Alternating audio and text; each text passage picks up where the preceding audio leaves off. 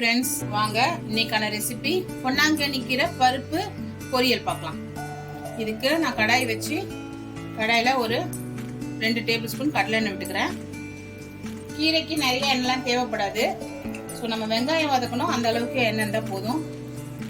எண்ணெய் சூடாகட்டும்.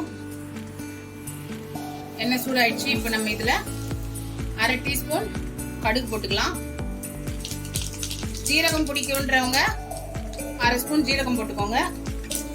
இல்லை எனக்கு சோம்பு பிடிக்கும்னா 1/2 ஸ்பூன் சோம்பு போட்டுக்கோங்க. ரெண்டும் பிடிக்கிறவங்க 2ம் 1/2 ஸ்பூன் போட்டுக்கலாம். நல்லா தான் இருக்கும் டேஸ்ட்டு. நம்ம போட்டதெல்லாம் நல்லா பொரியட்டும்.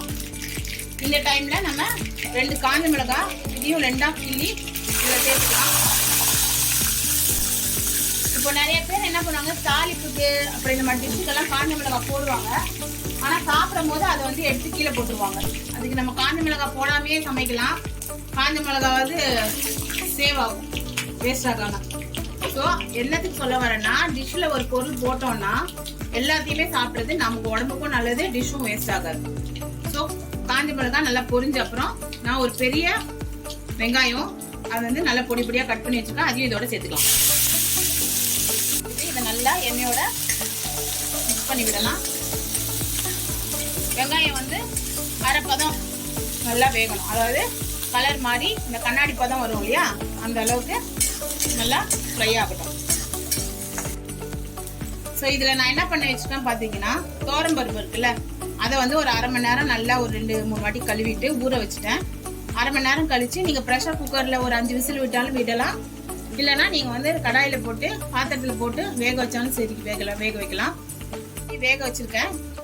எப்படி இருக்குன்னு பார்த்தீங்கன்னா, பருப்பு வந்து இப்படி எடுத்து இப்படி அமுக்கணும்னா இப்படி நல்லா மசிஞ்சிடணும். ஸோ இந்த அளவுக்கு நம்ம ப்ரெஷர் குக்கோ இல்லைன்னா பாத்திரத்தில் போட்டோ வேக வச்சுக்கலாம். பருப்பு வேக வைக்கும் போது நிறைய தண்ணி, நம்ம சாம்பார் அதெல்லாம் பண்ணுறதுக்காக தண்ணி ஊற்றுவோம் இல்லையா, அந்த மாதிரி நிறைய தண்ணி இல்லாமல் அளவாக தண்ணி ஊற்றி வேக வைங்க. ஒருவேளை நீங்கள் வேக வைக்கும் போது பருப்புக்கு தண்ணி ஜாஸ்தி ஆயிடுச்சுன்னா அந்த தண்ணியை வந்து ஈர்த்து வச்சுக்கோங்க. நமக்கு பருப்பு மட்டும்தான் வேணும். ரசம் வைக்கும் போது இல்லை சாம்பார் வைக்கும் போது அந்த பருப்பை வந்து யூஸ் பண்ணிக்கலாம். பருப்பு தண்ணியை யூஸ் பண்ணிக்கலாம். ஸோ பாருங்க, நம்ம போட்ட வெங்காயம் வந்து நல்லா ஓரளவுக்கு நல்லா கலர் சேஞ்ச் ஆயிடுச்சு. இப்போ பார்த்தீங்கன்னா, நான் வந்து ஒரு கட்டு பொன்னாங்கண்ணி வாங்கி இந்த மாதிரி இலையா நல்லா க்ளீன் பண்ணிட்டு 4-5 வாட்டி தண்ணியில் போட்டு நல்லா அலசி எடுத்து வச்சிருக்கேன், ஸ்ட்ரெயின் பண்ணி வச்சிருக்கேன். இப்போ இதையும் நம்ம அந்த வெங்காயத்தோடு சேர்த்துக்கலாம். நீங்கள் பொன்னாங்கண்ணி எப்படியே ஃபுல்லாக போட்டாலும் போடலாம், இல்லைனா வந்து 2-3 கட் பண்ணி போடலாம். இப்போ நான் 2-3 கட் பண்ணி தான் போட போகிறேன். இப்போ வெங்காயம் நல்லா கலர் சேஞ்ச் ஆன அப்புறம் நான் வந்து பொன்னாங்கண்ணி கீரையை இதோட சேர்த்துட்டு ஒரு வாட்டி நல்லா அடியிலேருந்து எடுத்து பரட்டி கொடுங்க. அந்த எண்ணெயோட வெங்காயத்தோட கீரை வந்து நல்லா மிக்ஸ் ஆகணும். கீரை வந்து போடும் போது பார்த்தீங்கன்னா நிறைய இருக்க மாதிரி இருக்கும், ஆனால் எண்ணெயில் வதங்கினோன்னா லேசாக சுருங்கிடும். ஸோ இந்த டைமில் நம்ம இதுக்குள்ள ஒரு 1/2 ஸ்பூன் மஞ்சள் பொடி சேர்த்துக்கலாம். இதில் ஒரு 1/2 ஸ்பூன் மஞ்சள் தூள் சேர்த்துக்கலாம். பருப்பு வேக வைக்கும் போது நான் மஞ்சள் தூள் எல்லாம் போடல, பருப்பை அப்படியே தான் வெறும் பருப்பாக தான் வேக வச்சு எடுத்துருக்கேன். மஞ்சள் பொடி போட்டுட்டு நல்லா இந்த கீரையோட இந்த மஞ்சள் தூள் நல்லா மிக்ஸ் ஆகிற மாதிரி கிண்டி விட்டு ரொம்ப நேரம் இல்லைங்க, ஒரு 2 நிமிஷம் மூடி போட்டு இதை மூடிடலாம். ஏன்னா வந்து கீரை சீக்கிரமே வந்துடும், எல்லா கீரையுமே. அதே மாதிரி தான் பொன்னாங்கண்ணி கீரையும் சீக்கிரம் வெந்துடும். ஸோ 2-3 நிமிஷம் மூடி போட்டு மூடிடலாம். மூடிட்டோம். ஒரு 2-3 நிமிஷம் ஆகட்டும். இப்போ நம்ம கீரை 3 நிமிஷமா வெந்துருச்சு மூடி போட்டு. இப்போ எடுத்துட்டு ஒரு வாட்டி நல்லா பரட்டி விடலாம். ஸோ கீரையிலேருந்து ஏதாவது தண்ணி வந்திருந்தா கூட இந்த ஸ்டேஜில் நல்லா ட்ரை ஆகிடும். ஸோ கீரையில் எந்த தண்ணியும் இல்லை, நல்லா ட்ரை ஆகிடுச்சு. இப்போ நம்ம ஸ்டவ்வை வந்து சிம்மில் போட்டுட்டு, இப்போ நான் வேக வச்சிருக்கேன் இல்லையா, அந்த பருப்பு எப்படி இருக்கு பாருங்க. ஸோ இந்த மாதிரி இருக்கணும். வெறும் பருப்பு மட்டும்தான் இருக்கணும், தண்ணி இருக்க வேண்டாம். இது வந்து நான் ஒரு 1/2 கிளாஸ் பருப்பு, அதாவது ஒரு 50-75 கிராம் பருப்பை வேக போட்டிருக்கேன். இப்போ இதையும் இதோட நம்ம சேர்த்துக்கலாம். சேர்த்துட்டு இந்த பருப்பும் கீரையும் நல்லா மிக்ஸ் ஆகிற மாதிரி பரட்டி விட்டுலாம். ஸ்டவ் வந்து சிம்லேயே இருக்கட்டும், ஏன்னா நம்ம பருப்பும் ஆல்ரெடி வேக வச்சிருக்கோம், கீரையும் வந்து நல்லா வெந்துடுச்சு. ஸோ ஏதாவது பருப்பில் ஏதாவது எக்ஸ்ட்ரா மாய்ஸ்சரைசர் ஈரப்பதம் இருந்தால் அது வந்து எவாப்ரேட் ஆகிறதுக்கு தான், வந்து ட்ரை ஆகிறதுக்கு தான் இந்த ப்ரொசீஜர் பண்ணுறோம்.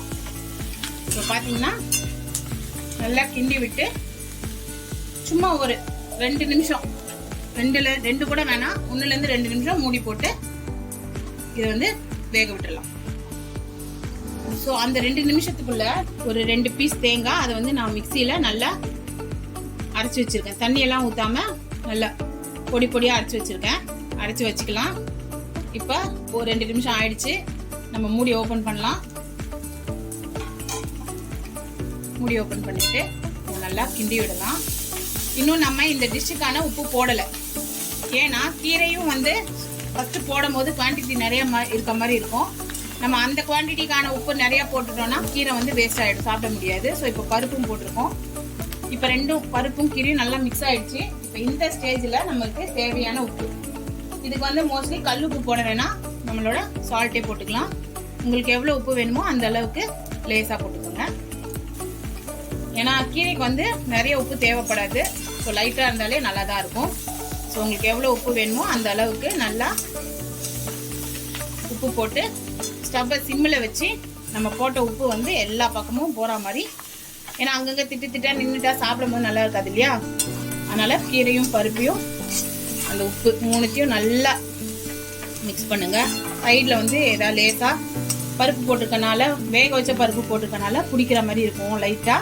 ஸோ அதையும் சுரண்டி விட்டு இந்த மாதிரி பண்ணிடுங்க. இப்போ நம்ம டிஷ்ல தண்ணி எதுவும் இல்லை, எல்லாமே வெந்துருச்சு. இப்போ நம்ம துரி வச்சிருக்கோம் இல்லையா தேங்காய், அதை வந்து இதோட சேர்த்துக்கலாம். இப்போ நம்ம தேங்காய் போட்டுட்டோம். இப்போ நம்ம ஸ்டவ்வை ஃபுல்லாக வச்சுக்கலாம். ஃபுல்லாக வச்சு ரொம்ப நேரம் கிண்டக்கூடாது. இந்த தேங்காய் எல்லா சைடும் இந்த கீரையோட பருப்போட சேர்ற மாதிரி நல்லா மேஷ் பண்ணி அதை கொஞ்சம் அமுக்கி விட்டு இந்த தேங்காய் எல்லா இடத்துலையும் ஸ்ப்ரெட் ஆகிற மாதிரி கிளறி விடுங்க.